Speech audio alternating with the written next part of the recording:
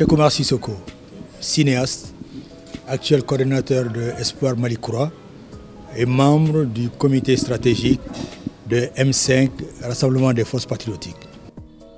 MK est venu d'un constat. Beaucoup d'associations, d'organisations, de partis politiques, de plateformes s'organisent, sortent dans la rue, font des meetings pour dénoncer la gouvernance et exiger le changement. Mais cela ne semblait pas donner des résultats. Alors, quelques personnes ont vu la nécessité de les regrouper, de parler avec eux et de comprendre que nous avons le même souci, nous avons la même inquiétude pour le Mali. Et ensemble, nous pouvions, dans l'union sacrée, aller vers le sursaut et amener l'adhésion populaire donc aux idées de changement, de rupture avec le programme, le projet politique, économique, social et culturel décadent, mafieux qu'il y avait sur le Mali. C'est comme cela que, de fil en aiguille, les gens ont accepté de venir ici, se retrouver, prendre langue et finalement décider de créer Espoir Malikoura et de faire aussitôt, 5 jours après, un appel au cours d'une conférence de presse.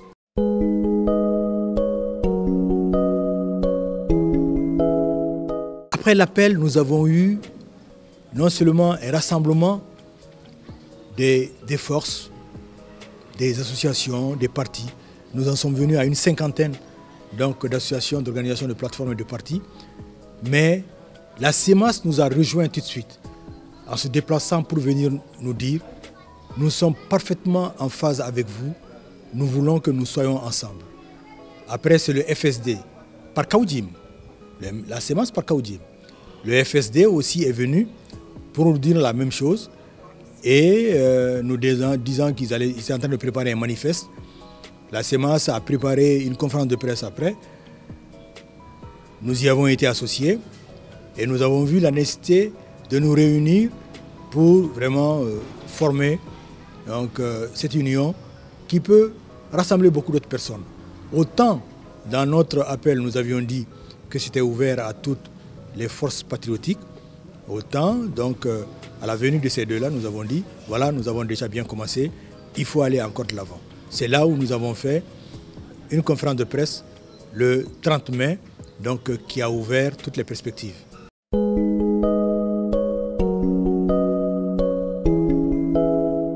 Mais parce que je suis un homme politique. C'est la politique qui m'a amené au cinéma. Les gens ne le savent pas, mais c'est la politique qui m'a amené au cinéma. J'étais un homme de science. À cause de la politique en France, j'ai changé d'études. J'ai fait histoire et sociologie pour mieux maîtriser les phénomènes qui déterminent l'évolution de nos sociétés. Et j'ai fait le cinéma parce que le cinéma me permettait de continuer mes idéaux en travaillant à contribuer à l'éveil des consciences des populations africaines sur leurs droits et leurs devoirs. J'étais en 1991 l'un des leaders. Je n'étais pas du tout attiré par les fonctions politiques. J'ai continué mon cinéma, qui est un beau métier, certainement le plus beau métier du monde. Mais je n'ai pas cessé d'aller vers les associations. Je suis d'une association Repère, qui essaye de voir les plus grandes références dans notre pays, Modibo Keïta, Ousmane Ba et autres personnes qui ont marqué ce pays-là. J'ai créé un parti, je suis membre fondateur d'un parti, le parti Sadi.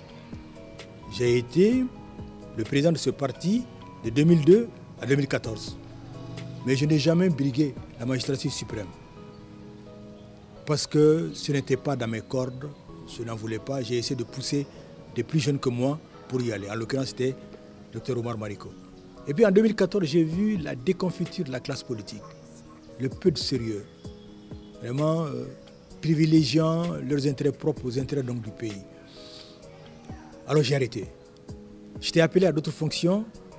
C'était de diriger la Fédération panafricaine des cinéastes qui regroupe les cinéastes du continent et les afro-descendants dans la diaspora. Je me suis consacré à cela, à Johannesburg, à Nairobi, à Ouaga, sans salaire. Mais je venais dans mon pays et je constatais vraiment donc les dégâts, les monstruosités comme dans le nord, comme dans la région de Mopti.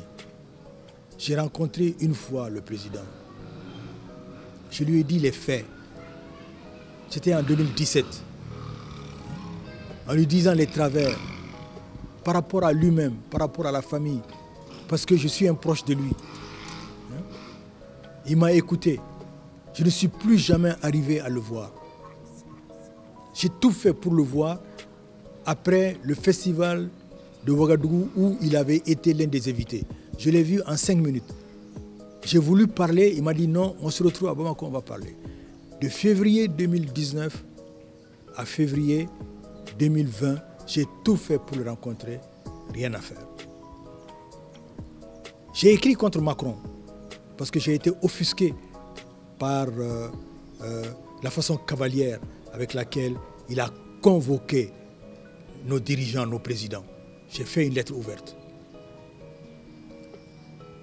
Et ensuite, j'ai fait une lettre ouverte à notre peuple pour montrer d'abord nos propres responsabilités et montrer après que dans la géopolitique qui se dessinait dans le monde, les pays au sud du Sahara, principalement les pays du Sahel, étaient dans l'œil du cyclone et que la stratégie du chaos imaginée depuis la fin du XXe siècle, nous étions en première position. C'est pour cela qu'il y a eu Kadhafi, et Kadhafi a été fait justement dans la vision de cette stratégie du chaos, afin donc de domestiquer le Mali. Comme dans le XIXe siècle, on a colonisé par le fer et le feu l'Afrique.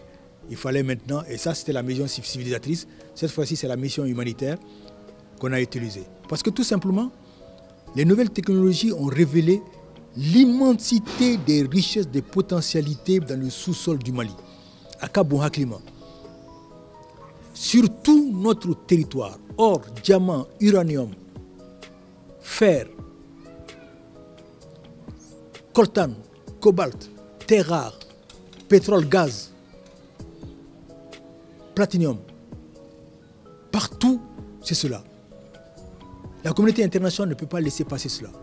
Surtout qu'elle est dans la décadence. Un pays comme la France a 2500 milliards d'euros de dette, plus que son PIB.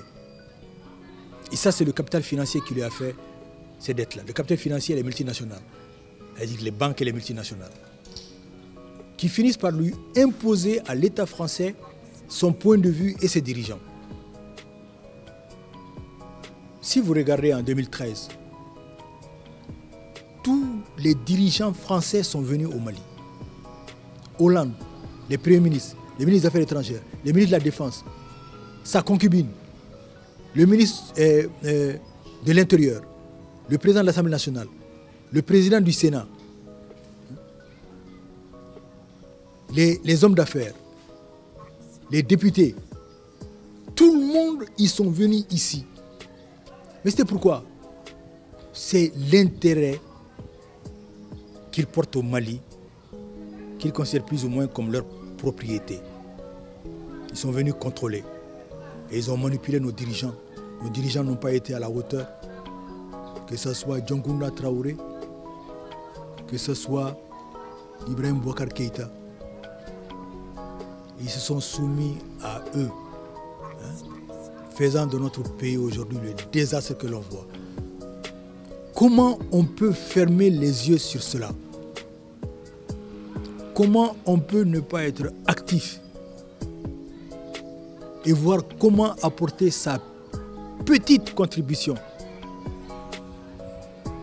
à mettre fin à cette tragédie? Les hommes meurent depuis Aguelok. Aguelok où jamais il n'y a eu de dénonciation de la part des Français. Au contraire, Aguelok, c'est du 18 au 24 janvier 2012. Amadou Traoré Dibad, le capitaine, il a tenu bon. Personne n'est venu le secourir. Ni du Mali, ni de l'Afrique, ni de l'Europe.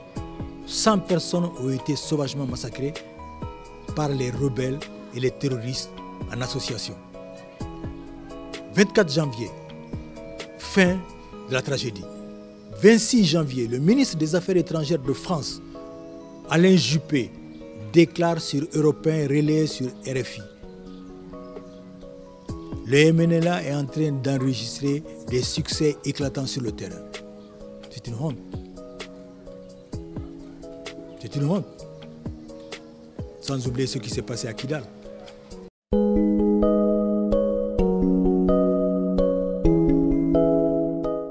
C'est la gestion chaotique, mafieuse. Ils m'auraient rencontré, je lui aurais expliqué que rien ne va, que j'essaie de lui ouvrir les yeux, que rien ne va. Hein? Mais à l'impossible, nul n'est tenu. Devais-je me taire? Devais-je laisser? Non, les gens m'ont sollicité, nous sommes partis ensemble, vraiment pour faire cela. Ce n'était pas contre Ibrahim Boubacar Keïta, c'était contre le régime dont il était le chef. Forfaiture, viol de la Constitution, parjure, détournement massif et impunité puisqu'il protégeait les gens qui étaient les responsables de ces détournements. Et en même temps, chose très très grave, empêcher l'armée d'être dotée de moyens militaires et logistiques pour aller sauver la patrie.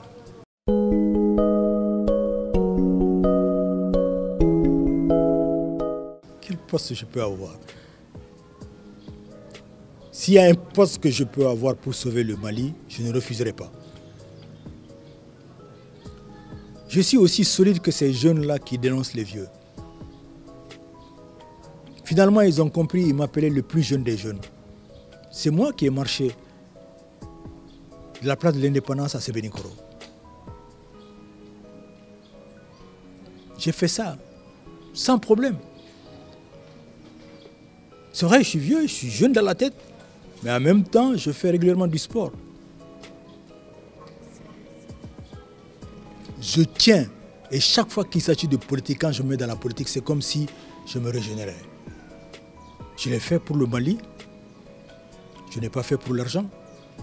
J'ai été 5 ans ministre de la Culture, 8 mois ministre de l'Éducation nationale. Qu'on le dise ou pas, je n'ai pas pris un centime.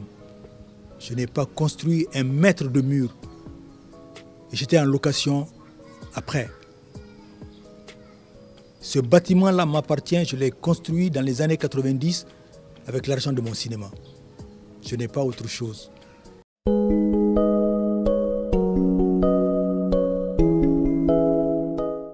La motivation, sauver la patrie malienne. Amener une autre gouvernance, un autre régime qui puisse permettre aux Maliens de s'enorgueillir d'une vie paisible, d'une vie honorable, leur permettant d'envoyer leurs enfants à l'école, de soigner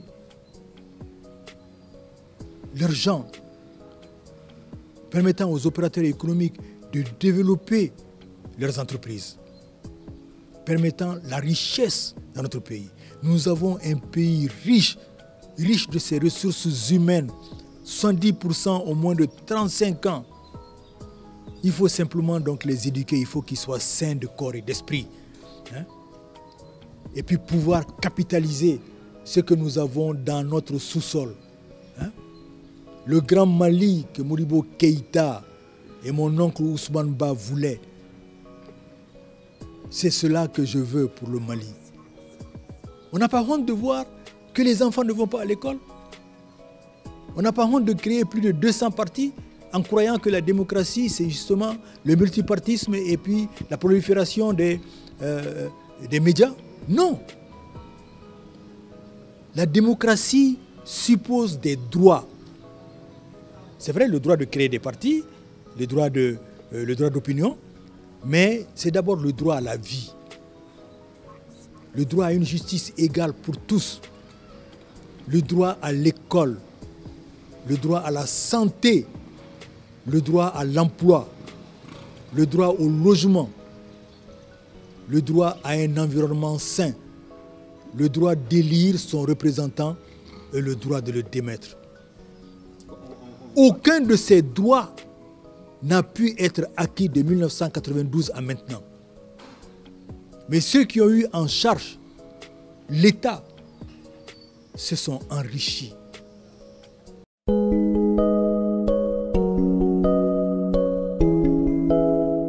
Oui, la première fois qu'on s'est parlé, je lui ai dit, je lui ai fait des propositions. Il m'appelait son petit frère et je l'appelais mon grand frère. N'est-ce pas? Je lui ai fait des propositions. Je pense qu'il était rentré dans un engrenage avec 34-36 ministres qui faisaient ce qu'ils avaient envie de faire, qui n'avaient aucune vision en réalité. Et de plus en plus, l'insécurité se développait. Hein? Et puis, il y a cet accord de défense avec la France qui nous lie complètement les pieds et les mains. C'est-à-dire, il n'y avait pas de nationalisme, il n'y avait pas donc de vision, de programme politique qui puisse répondre aux besoins de la population malienne. Regardez, le Mali était devenu un marché de liens. Mingadimi au beau de quai. Nisra Kamim Prouti beau de Prouti.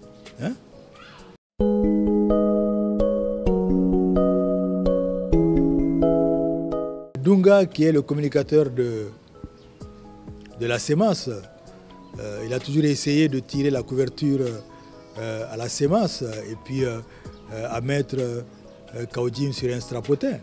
C'est de bonne guerre, c'est bien, parce que Kaoudim avait été un très grand animateur, n'est-ce pas?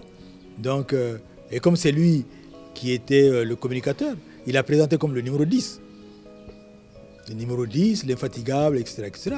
Et moi, je devais parler après lui. Hein? Et je suis venu, j'ai dit, bon, c'est bien le numéro 10, mais moi, je suis le numéro 9, c'est moi qui marque le but. Ah, je lui ai dit, c'est moi qui ai marqué le but le 18. Je leur ai dit cela. Je dis que nous avons le peuple qui est derrière, à l'arrière-garde, balance au numéro 10, le numéro 10 balance à moi, j'amortis avec la poitrine et je secoue les filets. Bendolachi, Tcheloula. C'est moi le numéro 9. Hein? C'est moi qui suis de l'avant. Et que quand on est entre politiques, c'est la guerre des mots. Hein? Et puis dire que c'est lui le numéro 10, c'est nous mettre à l'arrière. On ne peut pas accepter ça.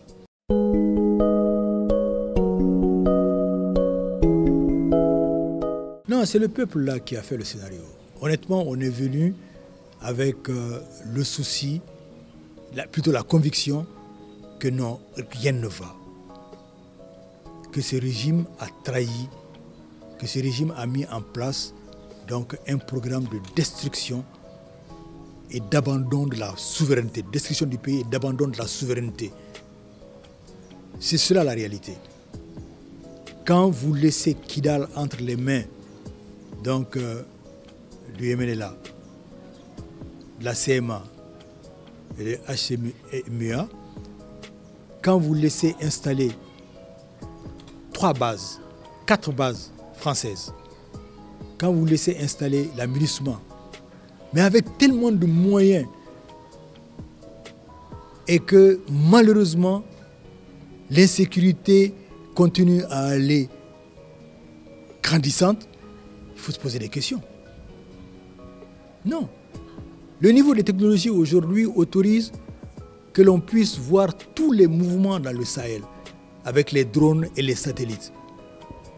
Et donc à pouvoir détecter les mouvements, les lieux de dépôt des munitions, les lieux où habitent les terroristes ou les bandits et autres. Mais à chaque fois, il y a des attaques et à chaque fois, on vient pour dire jamais plus ça. On va faire des enquêtes. Aucune enquête, aucun résultat.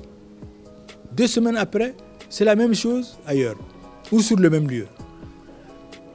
C'est un refus de répondre aux exigences de sauvegarde de la patrie. C'est pour cela qu'il fallait absolument changer ce régime-là. C'était une volonté qui n'est pas partie de moi tout seul, qui est partie vraiment donc du tréfonds de notre peuple. C'est pour cela que le premier appel qu'on a eu à faire, ça s'est irradié partout et tout le monde l'a embrassé comme tout le monde se l'est approprié.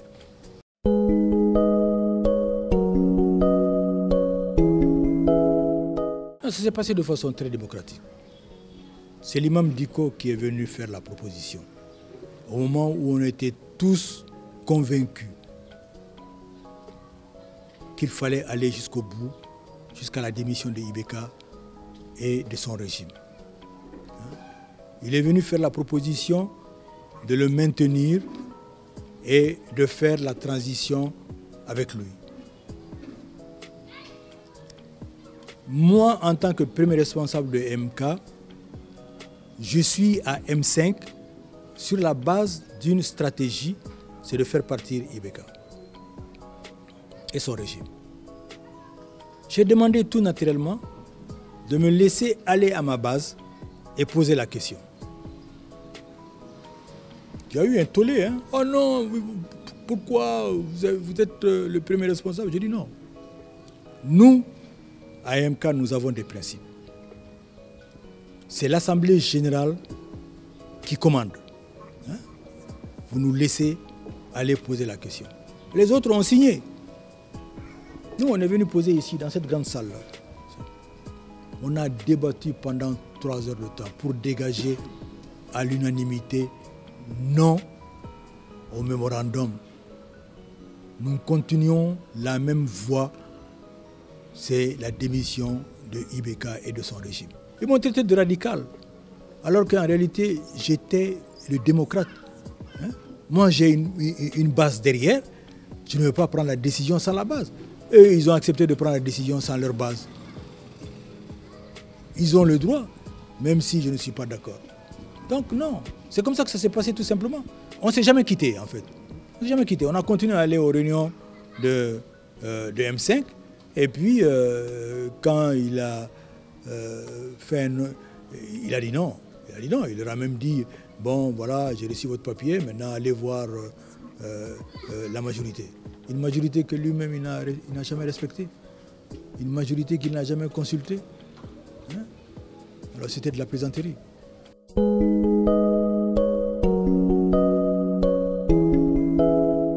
Ah non, j'ai accepté l'autorité morale. Mais j'ai été très clair pour dire il est l'autorité morale, il n'est pas l'autorité politique. Ce ne sont pas des hommes politiques aguerris comme Muntaga, Konimba Sidibé, Modibo Sidibé, Madame Si, Shogel, hein? Suleiman Kone, hein? Et les autres autour de la table, hein? Mohamed Ali Bachili, hein? Djemogo Maïga, hein? Aliou Sankare, Boubacar Traoré, hein? Ibrahima Ikassa Maïga, Kader Maïga. Ce ne sont pas des hommes aguerris comme cela, hein, qui peuvent se soumettre à l'analyse politique, à la vision politique d'un imam, si grand soit-il. Il n'a pas cette capacité d'analyser la situation politique et économique de notre pays et en sortir donc une vision, un programme. Non. Et je l'ai dit clairement ce jour-là, je dis non, il faut que l'imam comprenne qu'il est l'autorité morale et on le respecte pour cela. Mais il n'est pas l'autorité politique, il ne peut pas être l'autorité politique. Si vous l'acceptez, moi je ne l'accepterai pas.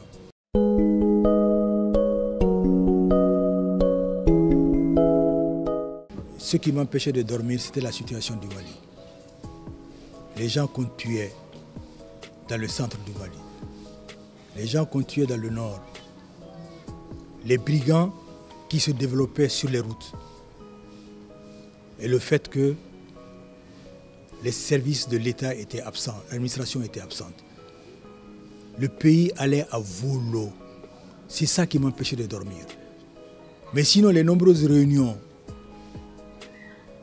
les grands rassemblements, cela me donnait, cela me revigorait. Ma vie, c'est la politique. Ma vie, c'est le pays. Comment on peut avoir donc un grand pays riche? Il est beau ce pays-là, il est grand, mais riche. Mais avec une richesse vraiment partagée entre les Maliens.